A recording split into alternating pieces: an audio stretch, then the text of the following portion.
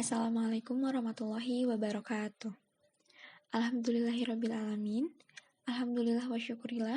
Marilah kita panjatkan puji dan syukur atas kehadirat Allah Subhanahu wa Ta'ala yang telah memberikan kita nikmat sehat, sehingga hari ini kita bisa berkumpul kembali pada tatap maya di mata kuliah termodinamika. Dan tak lupa, sholawat serta salam mari kita curah limpahkan kepada junjungan kita Nabi besar Muhammad SAW. Hari ini, insya Allah, kelompok 6 termodinamika kelas 4A akan mempresentasikan materi mengenai kalor dan kapasitas kalor. Yang pertama-tama, izinkan saya memperkenalkan anggota dari kelompok 6 termodinamika kelas 4A. Yang pertama yaitu saya sendiri, Agista Nur Kamila Putri. Yang kedua, Ai Asmi Siti. Yang ketiga, Enceng Romdoni. Untuk mengefisiensikan waktu, mari kita lanjut ke materi yang pertama, yaitu mengenai kalor. Pengertian kalor. Kalor adalah bentuk energi yang berpindah dari benda yang suhunya tinggi ke benda yang suhunya rendah ketika kedua benda bersentuhan atau bersinggungan. Bahkan, sebagian orang percaya bahwa benda pada temperatur tinggi ini mengandung banyak kalori, dan benda pada temperatur yang rendah atau suhu rendah mempunyai sedikit kalori. Nah, bila dua benda itu dipersentuhkan atau disinggungkan, benda yang lebih banyak kalorinya akan kehilangan sebagian kalorinya karena diberikan pada benda lain. Nah, sehingga nilai temperatur atau nilai suhunya akhirnya akan ada di bawah atau berkurang. Ada pula satuan kalor, yaitu satuan kalor adalah joule, atau disimbolkan oleh huruf J.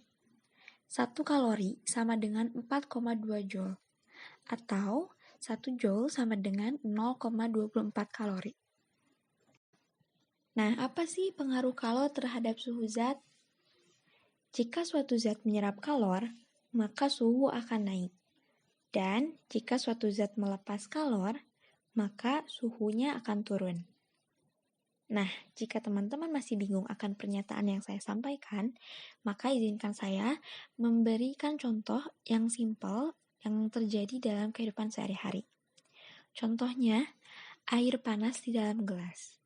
Dan kita tambahkan beberapa potongan es batu ke dalam air yang di dalam gelas itu. Maka, air panas yang asalnya mendidih di dalam gelas itu akan melepas kalor ketika es batu tersebut ditambahkan ke dalam gelas yang berisi air panas.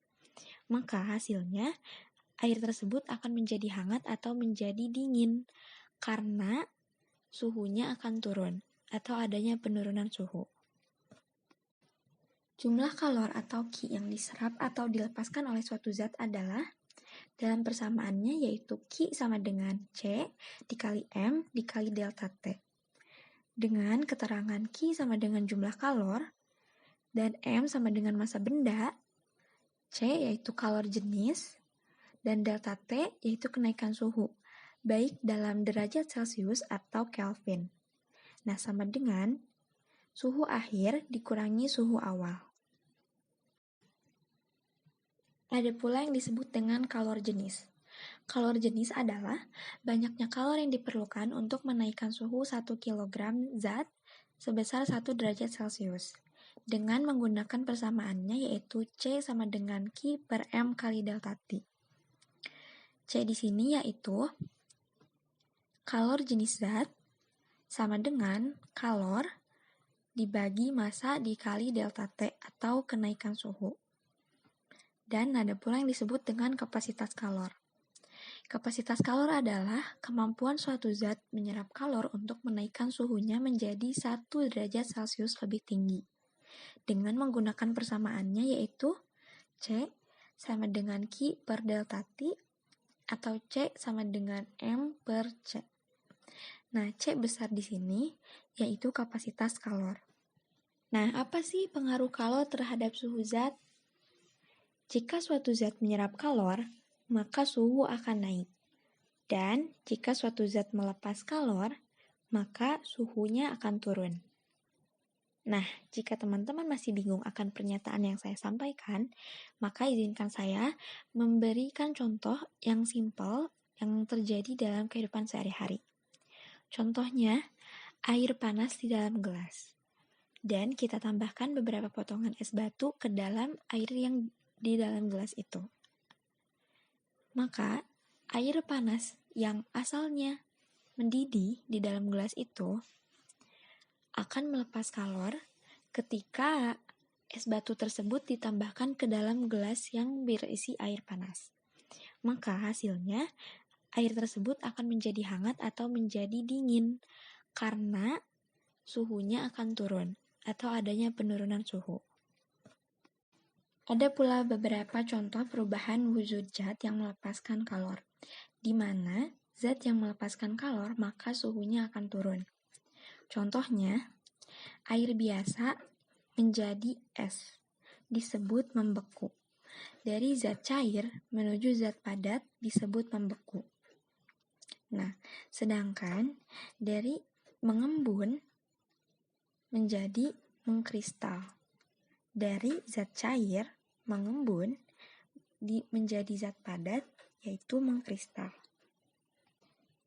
Berikut perubahan wujud zat yang memerlukan kalor, yaitu ketika zat tersebut mencair atau melebur, yang kedua ketika zat itu menguap, yang ketiga yaitu ketika zat menyublim. Selain itu, ada pula yang disebut dengan kalor laten. Apa itu kalor laten? Kalor laten adalah kalor yang dilepas atau diserap pada saat perubahan wujud zat. Dengan satuannya joule per kilogram. Kalor laten terdiri dari dua macam. Yang pertama, yaitu kalor lebur atau sama dengan kalor beku, yang mempunyai persamaan yaitu L sama dengan Q per M, atau Q sama dengan M per L. Nah, kalor lebur ini adalah kalor yang diperlukan oleh satu satuan massa zat padat untuk mencair atau melebur pada titik leburnya. Nah, sedangkan yang disebut dengan titik lebur adalah suhu zat ketika melebur. Dan yang disebut dengan kalor beku adalah kalor yang diperlukan oleh satu satuan massa zat cair untuk membeku pada titik bekunya. Yang disebut dengan titik beku pada kalor beku yaitu ketika suhu zat yang membeku. Nah, berikut ada grafik mengenai perubahan wujud air dengan keterangan A dan B sama dengan wujud S, dan B menuju C sama dengan wujud es dan air atau proses melebur. Titik lebur es sama dengan titik beku air, atau ada pada suhu di 0 derajat Celcius. Baik, untuk selanjutnya adalah kalor uap. Nah, kalor uap ini sama dengan kalor embun. Untuk rumusnya adalah U sama dengan Q per M atau Q sama dengan M kali U.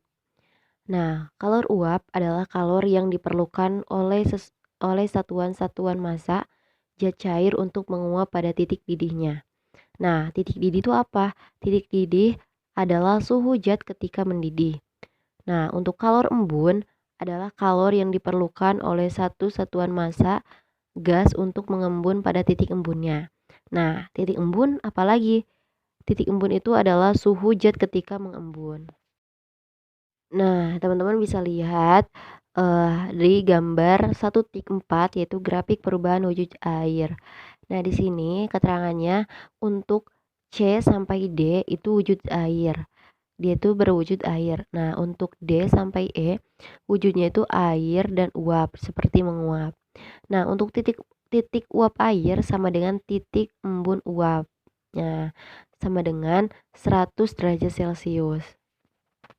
Untuk rumus yang digunakan yaitu Q total sama dengan Q1 ditambah Q2 ditambah Q3 ditambah Q4 ditambah Q5 dan Q seterusnya jika memang banyak. Nah, dapat dilihat pada gambar 1.4 grafik perubahan wujud air. Nah, sama seperti gambar yang pertama, hanya saja di gambar kedua ini kita menggunakan atau menuliskan Q-nya.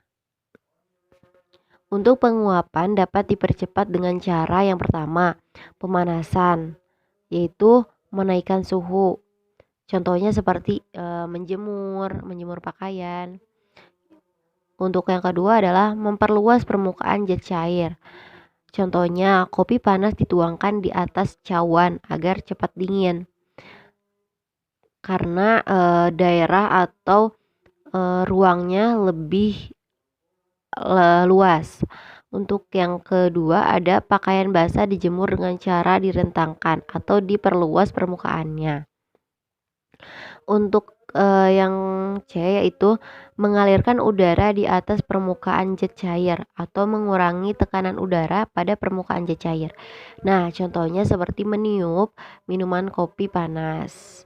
Jadi dapat mengalirkan udara di atas permukaan zat cair. Nah, untuk selanjutnya adalah mendidih. Zat cair dikatakan mendidih jika gelembung-gelembung uap terjadi di seluruh zat cair dan dapat meninggalkan zat cair. Nah, untuk selanjutnya titik didih dipengaruhi oleh tekanan udara di atas permukaan zat cair dan jenisnya. Nah, untuk contohnya dapat teman-teman lihat pada gambar bahwa saat menguap air akan naik ke udara. Nah, sedangkan saat mendidih air akan mendidih ya karena panas dan akan menguap ke udara. Saat air mendidih, air tidak akan berbalik kembali ya. Tapi untuk menguap, saat air menguap ke udara, maka air akan turun lagi ya. Nah, teman-teman, untuk yang selanjutnya yaitu asas Black. Asas Black berbunyi, kalor yang diterima oleh suatu zat sama dengan kalor yang dilepas oleh suatu zat. Nah, jika dirumus bisa dikatakan Q lepas sama dengan Q diterima. Nah, seperti itu ya untuk asas Black. Nah, untuk selanjutnya adalah perpindahan kalor. Untuk perpindahan kalor ada 3 cara, yaitu yang pertama ada konduksi, yang kedua ada konveksi, dan yang ketiga ada radiasi. Nah, untuk selanjutnya ada konduksi. Nah, konduksi ini adalah perpindahan kalor melalui suatu zat tanpa disertai perpindahan partikel-partikel zat tersebut. Contohnya, saat kita memanaskan logam, itu akan terjadi konduksi ya, yaitu perpindahan kalor melalui suatu zat tanpa disertai perpindahan. Baik teman-teman, untuk selanjutnya akan dilanjutkan oleh Kang Enceng untuk perpindahan kalor yang selanjutnya. Di sini saya akan melanjutkan penyampaiannya. Penghantar kalor yang baik disebut konduktor. Karena konduktor itu perpindahan kalor akan terjadi dari benda yang lebih panas ke yang lebih dingin. Sementara itu benda yang mampu menghantarkan panas. Jadi kenapa konduktor disebut penghantar kalor yang baik? Karena di konduktor tersebut bisa menghantarkan panas. Contohnya seperti pada besi, baja, tembaga, seng, dan aluminium atau jenis logam lainnya. Kemudian penghantar kalor yang kurang baik atau buruk disebut isolator. Karena disebut isolator karena benda yang tidak dapat menghantarkan panas. Itu terjadinya bertolak belakang dari konduktor sehingga molekul-molekulnya isolator sulit melepaskan elektron-elektronnya karena terikat sangat kuat. Jadi isolator di sini tidak bisa menghantarkan panas, berbeda dengan konduktor. Maka dari itu isolator disebut penghantar kalor buruk, berbeda dengan konduktor gitu. Contohnya seperti pada kayu, kaca, wol, kertas, dan plastik atau jenis yang bukan logam. Kemudian selanjutnya perpindahan kalor yang kedua ialah konveksi. Konveksi di sini yaitu perpindahan kalor melalui zat disertai perpindahan partikel-partikel zat tersebut. Konveksi terjadi karena adanya perbedaan massa jenis zat. Jadi terjadinya konveksi itu karena ada perbedaan massa jenis zat. Konveksi terjadi di dalam zat cair dan zat gas. Bisa dilihat di sini gambaran atau ilustrasinya, atau lebih jelasnya saya di sini ada contoh salah satu pada fenomena alam yang terjadi pada angin laut. Itu bisa dilihat pada sirkulasi udara di pantai pada siang hari.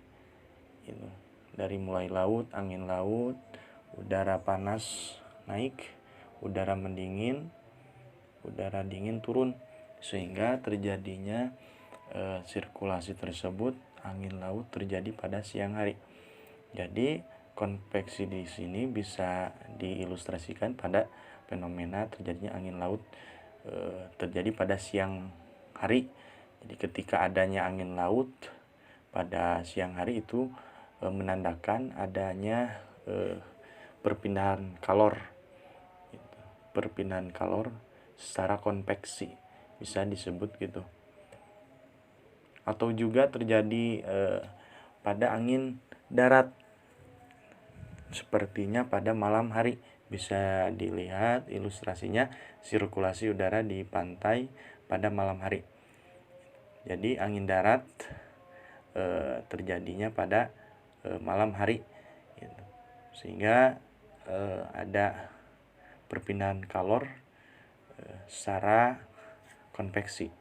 Itu bisa dicontohkan lagi sepertinya seperti halnya sistem pendinginan mobil pada radiator atau pembuatan cerobong asap. Itu menghasilkan atau perpindahan kalor secara konveksi itu. Atau lebih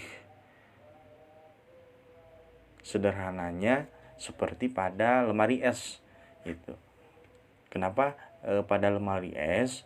Karena adanya beda temperatur udara lingkungan dengan dinding kulkas yang disebabkan oleh tingginya dalam pipa kondensor yang menempel pada dinding kulkas, sehingga kalau dipegang dinding itu kan kulkasnya akan terasa hangat.